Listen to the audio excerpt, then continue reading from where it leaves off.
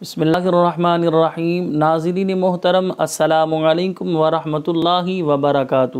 ناظرین محترم، آج ہم نواسہ رسول امام عالی مقام امام ہمام امام تشنکام امام حسین رضی اللہ تعالی عنہ کی حیات مبارکہ کے حوالے سے سماعت فرمائیں گے۔ امام عالی مقام امام حسین رضی اللہ تعالی عنہ کی ولادت باسعادت ایک قول کے مطابق 5 شعبان المعظم 4 ہجری اور ایک قول کے مطابق 4 شعبان المعظم کو مدینہ منورہ میں ہوئی۔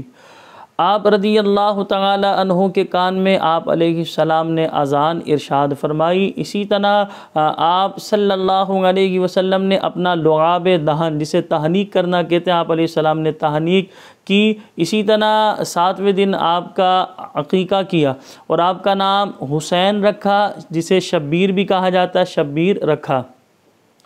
امام عالی مقام امام حسین رضی اللہ تعالی عنہ سے نبی کریم صلی اللہ علیہ وسلم بے حد محبت فرماتے۔ امام حسن مجتبی رضی اللہ تعالی عنہ سے بھی آپ علیہ السلام بے حد محبت فرماتے۔ حدیث پاک میں آتا ہے، حضور علیہ السلام نے فرمایا، میں ان دونوں یعنی حسن و حسین رضی اللہ تعالی عنہما سے محبت کرتا ہوں، اے اللہ تو بھی ان سے محبت فرما، اور جو ان سے محبت کرے اے اللہ ان سے بھی محبت فرما۔ تو لہذا نبی کریم صلی اللہ علیہ وسلم حسنین کریمین رضی اللہ تعالی عنہما سے محبت فرماتے، تو ہمیں بھی نبی کریم صلی اللہ علیہ وسلم سے محبت ہے۔ حسنین کریمین رضی اللہ تعالی عنہما اہل بیت اطہار اور تمام صحابہ سے ہی محبت کرنی چاہیے، ان کے نقش قدم پر ہمیں چلنا چاہیے، اور ان کا جب بھی ذکر کریں خیر والے، ادب والے، احترام والے ہی الفاظ استعمال کرنے چاہیے۔ نبی کریم صلی اللہ علیہ وسلم ان دونوں شہزادوں یعنی حسن و حسین رضی اللہ تعالی عنہما کو سونگا کرتے تھے، جیسے ہم پھول کو سونگتے ہیں تو آپ انہیں سونگا کرتے، اور خاتون جنت سے فرماتے فاطمہ رضی اللہ تعالی عنہا، مجھے جو ہے ان سے جنت کی خوشبو آتی ہے۔ اسی طرح آپ علیہ السلام نے فرمایا، میرے یہ دونوں شہزادے جنتی نوجوانوں کے سردار ہیں۔ اللہ اکبر۔ نبی کریم صلی اللہ علیہ وسلم کی چچی جان یعنی حضرت عباس رضی اللہ تعالی عنہ کی زوجہ محترمہ ام الفضل بنت حارث رضی اللہ تعالی عنہا یہ بیان کرتی ہے، ایک مرتبہ یہ رسول پاک صلی اللہ علیہ وسلم کی بارگاہ میں آئیں اور عرض کی، یا رسول اللہ، میں نے ایک ایسا خواب دیکھا ہے جسے بیان کرنے کی میں طاقت نہیں رکھتی۔ آپ علیہ السلام نے ارشاد فرمایا، بیان کرو۔ تو عرض کی کہ مجھے اس کی طاقت نہیں، یعنی کس طرح میں اس کو بیان کروں۔ آپ علیہ السلام نے ارشاد فرمایا، آپ بیان کیجئے۔ تو لہذا انہوں نے بیان کیا کہ یا رسول اللہ صلی اللہ علیہ وسلم، میں نے یہ خواب دیکھا کہ آپ کے جسم مبارک کا ایک ٹکڑا کاٹ کر میری گود میں ڈالا گیا ہے۔ نبی کریم صلی اللہ علیہ وسلم نے فرمایا، یہ تو بہت اچھا خواب ہے، یعنی اس کی تعبیر یہ ہے کہ خاتون جنت حضرت فاطمہ الزہرا رضی اللہ تعالی عنہا کے یہاں بیٹے کی ولادت ہوگی، اور وہ بیٹا جو ہے آپ کی گود میں دیا جائے گا۔ تو ایسا ہی ہوا، جب امام عالی مقام امام حسین رضی اللہ تعالی عنہ کی ولادت باسعادت ہوئی تو ام الفضل جو حضرت عباس رضی اللہ تعالی عنہ کی زوجہ محترمہ ہے، ان کی گود میں امام حسین رضی اللہ تعالی عنہ کو دیا گیا۔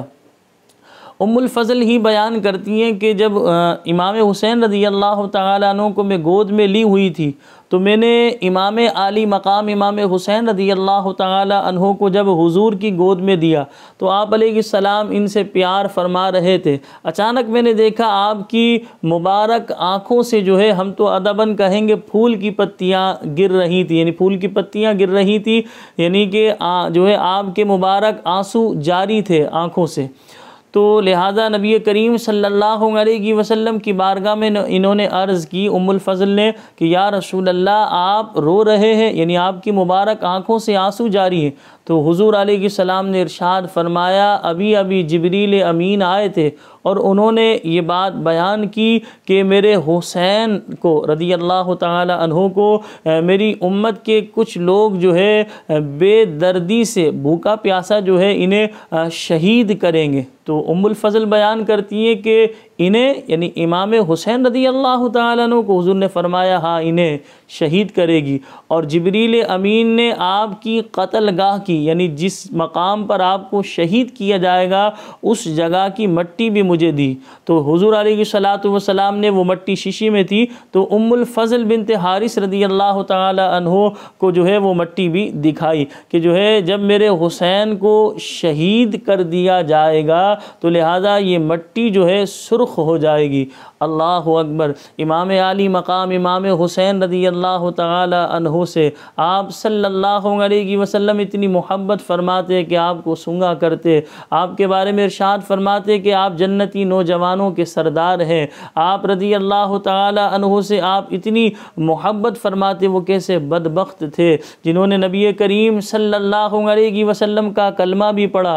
حضور کے امتی بھی، پھر بھی رسول پاک صلی اللہ علیہ وسلم کے نواسے کو بے دردی سے بھوکا پیاسا رکھ کر شہید کیا، یہاں تک کہ آپ کے شہزادوں کو شہید کیا، پھر یہاں تک کہ بدبختوں نے جو ہے پاکیزہ جو خواتین تھیں ان کی جو ہے پردہ داری کا بھی لحاظ نہیں کیا، اور ان کے جو ہے یعنی کہ ان کے ساتھ بھی بے حرمتی کی گئی۔ اللہ اکبر۔ صحابہ کرام علیہم الرضوان جو امام عالی مقام کے رفقا تھے انہیں بھی بھوکا پیاسا رکھا گیا، اور یہاں تک کہ کچھ صحابہ کو شہید بھی کیا۔ اللہ اکبر۔ تو لہذا وہ کیسے ظالم بدبخت لوگ تھے جنہوں نے امام عالی مقام پر ظلم کے پہاڑ توڑے۔ اچھا، یہاں پر میں آپ کو ایک بات یہ جو ہے سمجھانا چاہتا ہوں، ذرا غور سے سنیے گا میری بات۔ دیکھیں، امام حسین رضی اللہ تعالیٰ عنہ کی ولادت ہوتی ہے تو امام حسین رضی اللہ تعالیٰ عنہ کی ولادت ہوئی، جبریل امین نے آ کر خبر دی کہ حسین رضی اللہ تعالیٰ عنہ کو جو ہے شہید کیا جائے گا۔ حضور کو بھی یہ بات پتہ تھی، حضرت علی المرتضیٰ رضی اللہ تعالی عنہ کو بھی یہ بات پتہ تھی، خاتون جنت کو بھی یہ بات پتہ تھی۔ تو لہذا امام حسین رضی اللہ تعالی عنہ کی شہادت کے تو پہلے سے ہی اس کی تشہیر ہوئی ہوئی تھی، یعنی یہ خبر عام تھی۔ تو سوال یہ پیدا ہوتا ہے کہ یہ تو محبوبان بارگاہ الہی ہے، یعنی اللہ کی بارگاہ میں یہ تو